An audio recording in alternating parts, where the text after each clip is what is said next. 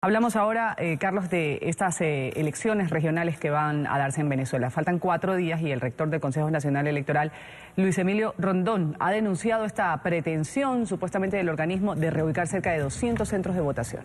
Rondón rechazó la medida y asegura que se trata de una irregularidad más por parte de las otras 4 rectoras del ente electoral. Daniela Zambrano desde Caracas nos tiene toda la información. Daniela, buenos días.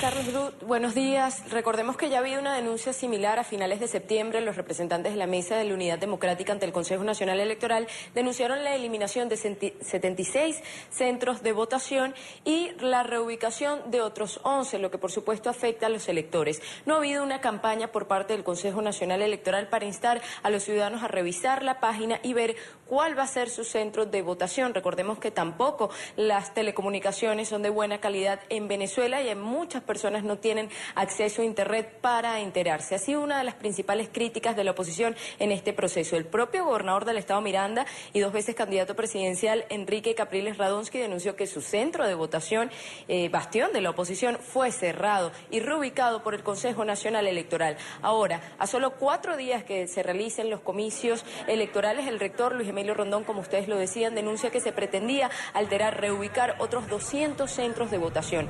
Esto, según explicaba esta mañana en un programa de radio la diputada Viviana Lucas, podría afectar a más de 400.000 electores. Aún así, la oposición dice que contra todos los obstáculos el llamado es al voto, a que la gente participe, a no ceder espacios. Recordemos que actualmente en las 23 gobernaciones, 20 las gobierna el oficialismo y solo 3 la oposición, por lo que es un paso importante por parte de la Mesa de la Unidad Democrática poder recuperar la mayor cantidad de los estados. La denuncia la hizo Luis Emilio Rondón, rector del Consejo Nacional Electoral, en el programa de Vladimir Villegas, del periodista Vladimir Villegas, en la emisora Unión Radio. Escuchemos la denuncia.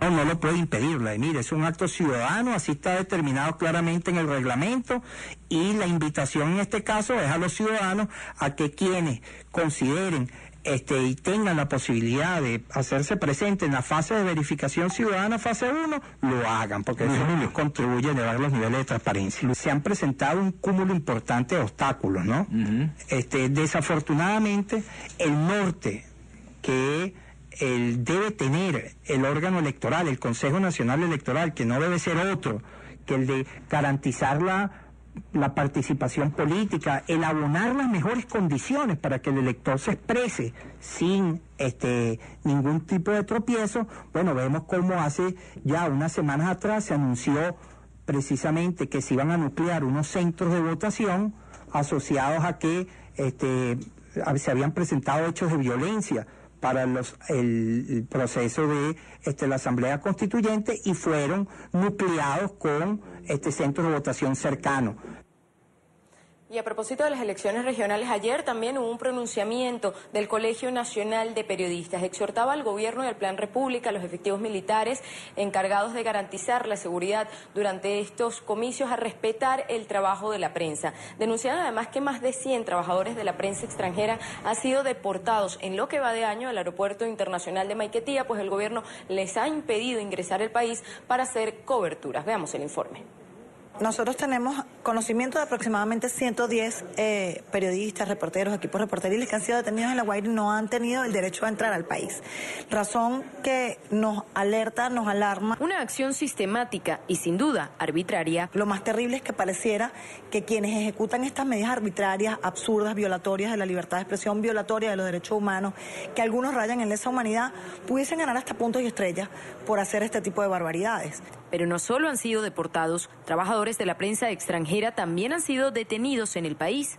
El caso más reciente, 2 corresponsales de Suiza e Italia, quienes junto a un reportero gráfico venezolano se disponían a realizar una investigación en un centro penitenciario del estado Aragua, un intento que les costó 48 horas de detención. Nuestros equipos están todavía retenidos, están a la orden del Ministerio Público según por investigaciones.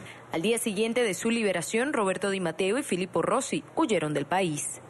Incluso siendo así, corresponsales con mayor experiencia tuvieron temor en Venezuela.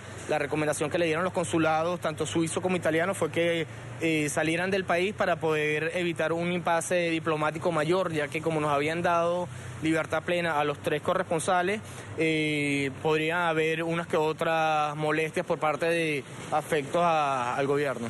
Los nacionales no escapan al asedio. Euclides Sotillo, reportero de un canal privado, fue víctima de la arremetida de los cuerpos de seguridad el pasado 30 de julio, cuando en medio de las elecciones de la Asamblea Nacional Constituyente daba cobertura a una manifestación.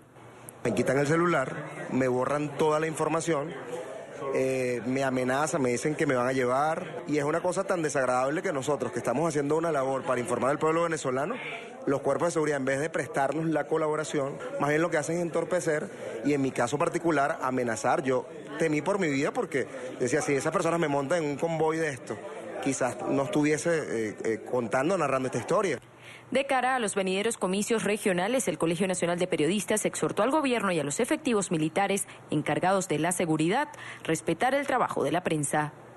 Para que podamos decir, los periodistas trabajaron sin presiones, sin amenazas, sin detenciones, sin cortapisas.